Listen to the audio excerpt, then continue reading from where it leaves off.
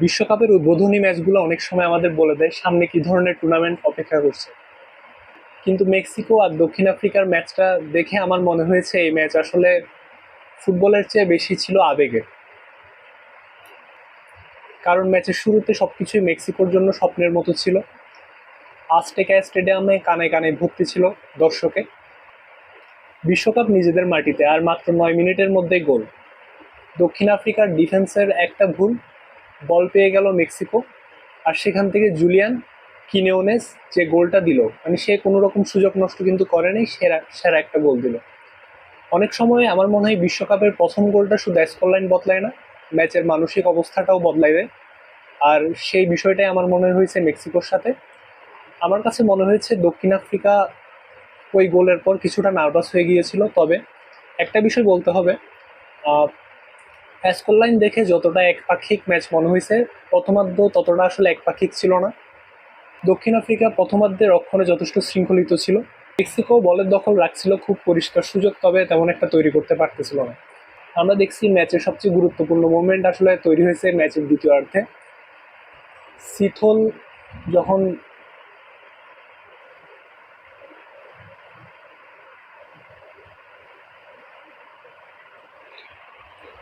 সিথল যখন শেষ ডিফেন্ডার হিসাবে ফাউল করলো, তখন আসলে রেফারির সিদ্ধান্ত দিতে বেশি সময় লাগে নাই, সেটা আসলে সরাসরি রেড কার্ড দিয়ে দিছে। সত্যি বলতে ওই মুহূর্তটা আমার মনে হয়েছে যে দক্ষিণ আফ্রিকার জন্য চাপটা আরো বাড়াই দিছে। কারণ এক গোলে পিছিয়ে থেকে মেক্সিকোর বিরুদ্ধে 10 জন নিয়ে খেলা কঠিন কাজ। কিন্তু আমার কাছে দক্ষিণ আফ্রিকার সবচেয়ে বড় সমস্যা আসলে লাল কার্ডটা ছিল না, কারণ সমস্যা আসলে ছিল এরপর নিজেদের আবেগ নিয়ন্ত্রণ করতে না পারা। কারণ 10 জন নিয়েও আমার মনে হয় ম্যাচে টিকে থাকা সম্ভব। আর বিশ্বকাপে আমরা এর আগেও দেখছি যে এর চেয়ে বড় প্রত্যাবর্তনের গল্প আছে। কিন্তু দক্ষিণ আফ্রিকা ধীরে ধীরে ম্যাচের নিয়ন্ত্রণ হারাতে শুরু করছে যখন থেকে তারা রেড কার্ডটা পাইছে, যখন থেকে 10 জনের দলে পরিণত হয়েছে। আর মেক্সিকো তখন ঠিক সেই কাজটাই করছে যেটা অভিজ্ঞ দলগুলো সাধারণত করে থাকে। তারা কোনো রকম তাড়াহুড়া করেনি। তারা বুঝছিল যে ম্যাচটা এখন তাদের হাতে আছে, তাদের নিয়ন্ত্রণে আছে। সো তারা এরপর আমরা দেখছি যে রাউল হিমেনেজ যে গোলটা করলো, আমার কাছে এটা ছিল ম্যাচের সবচেয়ে সুন্দর একটা গল্প। কারণ কয়েক বছর আগে আমরা দেখছি যে গুরুতর মাথায় আহত হওয়ার পরে অনেকে ভাবছিল যে তার কেরিয়ারটা এখানেই শেষ। কিন্তু এটা আসলে ওয়ার্ল্ড কাপ ম্যাচটা আসলে তার জন্য একটা প্রত্যাবর্তনের গল্প। আমার মনে হয় যে বিশ্বকাপের উদ্বোধনী ম্যাচে নিজের দেশের জন্য গোল করতে পারে, এটা চেয়ে গর্বের কিছু আসলে আর হতে পারে না। সো ফুটবল আসলে মাঝে মাঝে আমাদেরকে এই ধরনের গল্পই দেখায়। কিন্তু ম্যাচের নাটক আসলে তখনও শেষ হয় নাই। আমরা দেখছি 84 মিনিটে ভিএআর আবার কেন্দ্রবিন্দুতে আসে। থ্যাম্বা জোয়ানের অফ দ্য বল সংঘর্ষ ভিডিও রিভিউ এর পর রেফারি সরাসরি লাল কার্ড দেয়।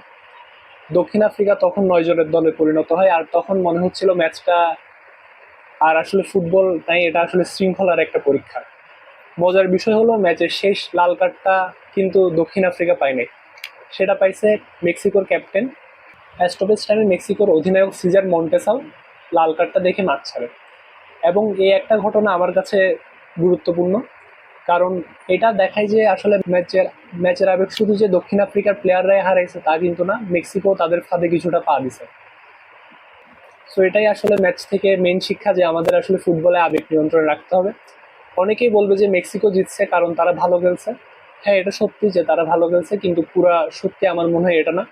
আমার কাছে মেক্সিকো জিতছে কারণ তারা আসলে তাদের শৃঙ্খলাটাকে ধরে রাখতে পারছে এই বিশৃঙ্খলার ম্যাচের মধ্যে। নিজেদের পরিকল্পনা মাফিক তারা খেলার চেষ্টা করছে এবং সেটার জন্য আসলে এট দ্য লাস্ট ফলাফলটা তাদের দিকে আসছে। আর দক্ষিণ আফ্রিকা উল্টাটা করছে, তারা আসলে ম্যাচটাকে একটা লড়াইয়ে পরিণত করছে। যতটুকু না খেলায় মনোযোগ দিচ্ছে, এর চেয়ে বেশি আসলে তারা মারামারিতে দেখলাম মনোযোগ বেশি ছিল। আর টুর্নামেন্ট ফুটবল আসলে এই জায়গাটাতে আসলে অনেক পার্থক্য করে দেয়। সবচেয়ে সুন্দর ফুটবল আসলে না, সবচেয়ে বেশি গোলও না। আমার মনে হয় সবচেয়ে বেশি গুরুত্বপূর্ণ যেটা, সেটা হলো ম্যাচ যখন আপনার পরিকল্পনা অনুযায়ী চলছে না, তখনও আপনি কিভাবে মাথা ঠান্ডা রাখতে পারবেন, কিভাবে শান্ত থেকে ম্যাচটাকে নিয়ন্ত্রণ করতে পারবেন। এই জিনিসগুলো আসলে বেশি জরুরি। আর মেক্সিকো আসলে এই পরীক্ষাটাতে সেখানে পাস করছে, যেটা দক্ষিণ আফ্রিকা পারেনি। তো সেই জন্যই আসলে ওয়ার্ল্ড কাপ 2026-এর ফার্স্ট ম্যাচের রেজাল্ট চলে গেছে মেক্সিকোর দিকে। আর ওয়ার্ল্ড কাপের প্রথম রাতের গল্পটা তাই আসলে আমাদেরকে শুধু 2-0 গোলের যে শিক্ষা এটাই দেয় না, এটা দেয় আসলে আমাদের আবেগ নিয়ন্ত্রণের শিক্ষা। যে আমাদের আসলে আবেগ নিয়ন্ত্রণে রাখাটা জরুরি ফুটবল ম্যাচ। এখন আমরা কথা বলবো ওয়ার্ল্ড কাপের সেকেন্ড ম্যাচ নিয়ে। অনেক সময় ফুটবল আপনি আসলে কতটা ভালো খেললেন সেটা খুব একটা গুরুত্বপূর্ণ না, গুরুত্বপূর্ণ হচ্ছে আপনি যে খেলার মধ্যে যে খারাপ টাইমটা পাবেন ওই টাইমটাকে আপনি কিভাবে ফেস করলেন।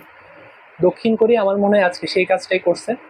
চেকিয়া শুরু থেকেই আসলে দক্ষিণ কোরিয়াকে এমন একটা ম্যাচ খেলাতে বাধ্য করতেছিল যেটা আসলে দক্ষিণ কোরিয়ার ইউজুয়ালি প্লেয়াররা পছন্দ করে না। আর আমার যতটা মনে হয় দক্ষিণ কোরিয়া আসলে অলওয়েজ ট্রাই করে তারা বল টু বল খেলতে, উইথ দ্য বল খেলতে এবং টেকনিক্যাল ফুটবল খেলতে তারা পছন্দ করে, কিন্তু মাছ মার দিয়ে আক্রমণ করতে তারা পছন্দ করে। কিন্তু চেকিয়া ম্যাচটাকে অ্যাকচুয়ালি অন্য জায়গায় নিয়ে যেতে যাচ্ছিল। চেকিয়া আসলে ডুয়েল জিততে চাইছে এবং সেকেন্ড বল তারা জিততে চাচ্ছিল বারবার, লং থ্রো আর শারীরিক ফিজিক্যাল খেলাটা আসলে তারা দিতে চাচ্ছিল। এবং তারা, আমি দেখছি যে প্রথম 30 মিনিটে কিন্তু দক্ষিণ কোরিয়া একদম অস্বস্তিতে ভুগতেছিল ম্যাচটাতে। চেকিয়ার যে গোলটা যদি আপনি দেখেন, এই গোলটা মানে চেকিয়ার যে গোলটা ছিল এটাও যে খুব সুন্দর গোল ছিল তা কিন্তু না, একটা লং থ্রো ছিল, দেন বক্সের ভিতরে তারা কিছুটা বিশৃঙ্খলা সৃষ্টি করলো অ্যান্ড ওইখান থেকেই আসলে তারা ফার্স্ট গোলটা পেয়ে গেল তাদের। কিন্তু বিশ্বকাপে আসলে এই ধরনের গোলগুলো আসলে ম্যাচের ভাগ্য আসলে অনেক সময় বদলে দেয়। কারণ বিশ্বকাপের মতো টুর্নামেন্টে আপনার যে অলওয়েজ ভালো ফুটবল খেলতে হবে বিষয়টা এটা না, আপনি কিভাবে আপনার প্রতিপক্ষকে অস্বস্তিতে ফেলতে পারতেছেন এটার উপর অনেক সময় অনেক কিছু নির্ভর করে। তো আমার মনে হয় যে 1-0 গোলে যখন পিছিয়ে পড়ার পরে আসলে কোরিয়ার কাছে দুইটা রাস্তা ফাঁকা ছিল। একটা ছিল যে তারা হয়তো তাড়াহুড়া করতে পারতো, আরেকটা ছিল যে তাদের নর্মাল খেলাটাই আসলে কোরিয়া করতে পারতো। তো কোরিয়া আসলে সেকেন্ড অপশনটাই বেছে নিছে।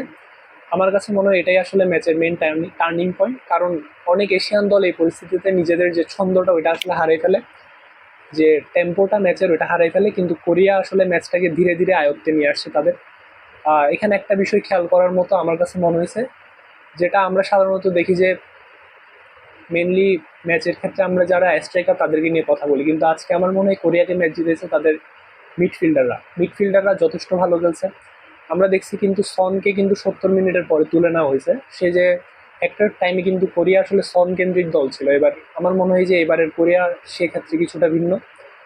তারা মিডফিল্ড বেসড ফুটবলটা খেলতেছে, মিডফিল্ড থেকে বিল্ড আপ করে কিভাবে সামনের দিকে আগে নেওয়া যায় ওইটাই তারা ট্রাই করছে এই ম্যাচে দেখছি বারবার। এবং ম্যাচের গতিটা তারা আসলে প্রথম গোলটা খাওয়ার পর আস্তে আস্তে বাড়াইছে। এবং একটা বিষয়ে আমারে একটু অবাক করছে, সেটা হচ্ছে চেকিয়া কিন্তু গোল করার পর ম্যাচটা নিজেদের নিয়ন্ত্রণে নিতে পারে নাই। এটা খুব বড় একটা সমস্যা, কারণ আপনি যদি দেখেন যে শক্তিশালী প্রতিপক্ষের বিপক্ষে আপনি যখন এগিয়ে আছেন তখন সেই ক্ষেত্রে আসলে আপনার কাজ হবে যে ডিফেন্সিভলি ফুটবলটা খেলা, কিন্তু সেটা আসলে চেকিয়া করতে পারে নাই।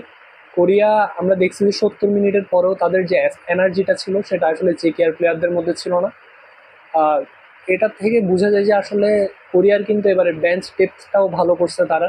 বেঞ্চ থেকে যেসব প্লেয়ার পরের দিকে নামছে তারাও ভালো একটা ম্যাচ দিছে। এবং প্রথম গোলটা যখন করলো কোরিয়া, এরপর থেকে তাদের মোমেন্টটা পুরোপুরি শিফট হয়েছে দক্ষিণ কোরিয়ার দিকে।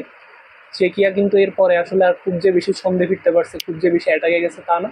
তারা আসলে পুরো ম্যাচ ওই যে বিশৃঙ্খল ফুটবলটাই খেলার ট্রাই করছে যতটুকু পারা যায়। কিন্তু কোরিয়া আসলে বিল্ড আপ ফুটবল খেলে, মানে তাদের নিজেদের ন্যাচারাল খেলাটা খেলে আসলে জিতছে। আর এখানে আসলে আমার মনে হয় যে কোরিয়া এই ম্যাচটা এখান থেকে বের করে ফেলছে। বিশ্বকাপে আমার মনে হয় এবার কোরিয়া খুব শক্তিশালী দল। আবার প্রথম একাদশ যেটা তারা নামাইছে এটাও শক্তিশালী, দেন তাদের বেঞ্চ ডেপথ ভালো। এবং কোরিয়ার যে দ্বিতীয় গোলটা, ওই গোলটাকে শুধু আমার মনে হয় গোল হিসাবে দেখলে হবে না, এটা তাদের আসলে স্কোয়াড ডেপথের যে প্রমাণ সেটা দেয়। কারণ শেষ 20 মিনিটে আসলে চেকের প্লেয়াররা যে ক্লান্ত ছিল এটা বোঝা গেছে, আর কোরিয়া আসলে ওই সময়টাতে আসলে তাদেরকে আঘাত করছে। তবে আমি যদি পুরো ম্যাচ থেকে একটা জিনিস বের করতে চাই সেই ক্ষেত্রে কোরিয়ার ডিফেন্সটাই আমি বেছে নেব, কারণ চেকিয়া খুব বেশি যে সুযোগ তৈরি করতে পারছে তা কিন্তু না। মানে যতবার বক্সের আশেপাশে গেছে ততবারই আনকমফোর্টেবল লাগছে কোরিয়াকে। বড় টুর্নামেন্টে এটাই আমার মনে হয় সবচেয়ে বেশি বিপজ্জনক হতে পারে, কারণ সামনে আরও শক্তিশালী টিম কিন্তু আসতেছে। তো আমি একদিক থেকে খুশি হয়েছি যে এশিয়ার একটা টিম কোরিয়া জিতছে। এটা আমাদের বাংলাদেশ ফুটবলের জন্য আমার মনে হয় যে একটা শিখার বিষয়, যে আমরাও চাইলে ডে বাই ডে যদি ইমপ্রুভ করে আমাদের ফুটবলটা একদিন হয়তো ওই জায়গায় যাইতে পারে। এবং দক্ষিণ কোরিয়ার জন্য আমার মনে হয় যে ইন্ডিভিজুয়াল প্লেয়ারের চেয়েও তারা আসলে দলগত যে খেলাটা দিছে সেটা আমার ভালো লাগছে। অনেক বছর ধরে কিন্তু তাদের এই পরিচয়টা ছিল না, এটা অনেক বছর ধরে ছিল কি এটা সনের টিম, সন হিউইন মিনের টিম, এটা আসলে এটাকে তারা এই পরিচয়টা আমার মনে হয় এই ওয়ার্ল্ড কাপে বদলাতে চাইছে। আর সবশেষে যদি আমাকে জিজ্ঞেস করেন যে কেন দক্ষিণ কোরিয়া জিতলো, সেই ক্ষেত্রে আমি একটা কথাই বলবো, তারা আসলে চেকিয়ার ফাঁদে পুরোপুরি পা দেয় নাই, তারা তাদের ন্যাচারাল খেলাটাই খেলার ট্রাই করছে। তাদের তারা তাদের যে মানে সুশৃঙ্খল খেলাটা এটাই খেলছে, যার ফলে আসলে তারা এই ম্যাচটা জিততে পারছে। আর চেকিয়া ম্যাচটাকে আসলে শক্তির লড়াই বানাইতে চাইছিল, তাদের যে স্ট্রেংথ আছে, মানে যে শক্তিশালী প্লেয়ারগুলো আছে তাদের মাধ্যমে চাইছিল যে ম্যাচটাকে বিশৃঙ্খল বানিয়ে কি তাদের দিকে নেওয়া যায় নাকি, বাট সেই ক্ষেত্রে কোরিয়ার প্লেয়াররা ডিসিশন মেকিং ভালো ছিল। আর শেষ পর্যন্ত আমার মনে হয় বিশ্বকাপে এই ধরনের ম্যাচগুলো জিতা খুবই জরুরি। মানে ফার্স্ট রাউন্ড থেকে যদি আপনি সেকেন্ড রাউন্ডে জিততে চান, এই ধরনের ক্রুশাল ম্যাচগুলো আপনার জিতা লাগবে। সো বিশ্বকাপের দুই ম্যাচে আসলে দুই ধরনের গল্প ছিল প্রথম দিনে। আশা করতেছি যে আমরা সামনে আরও নতুন নতুন গল্প পাবো। আর এবারে ওয়ার্ল্ড কাপে তো দেখলাম যে প্রথম দিনেই আসলে 3টা রেড কার্ড পেয়ে গেছে, যেখানে গত টুর্নামেন্টে আমরা দেখলাম যে পুরো টুর্নামেন্ট মিলে 4টা রেড কার্ড পাইছিল। সো এবার আমার মনে হয় যে এটাকে ছাড়াই যাবে, কারণ ম্যাচও বেশি, দলও বেশি। আগে ছিল 32টা, এখন ছিল 48টা। তো আপনাদের প্রেডিকশন দেন যে এই ওয়ার্ল্ড কাপে শেষ পর্যন্ত কয়টা রেড কার্ড পাইতে পারে টোটাল মিলায়। আর আর আপনাদের যদি এই ভিডিওটা ভালো লেগে থাকে তাহলে লাইক করুন, ভিডিওতে একটা কমেন্ট করুন, শেয়ার করুন আপনাদের বন্ধুদের সাথে। দেখা হচ্ছে পরবর্তী কোনো ভিডিওতে। Till then take care, bye by.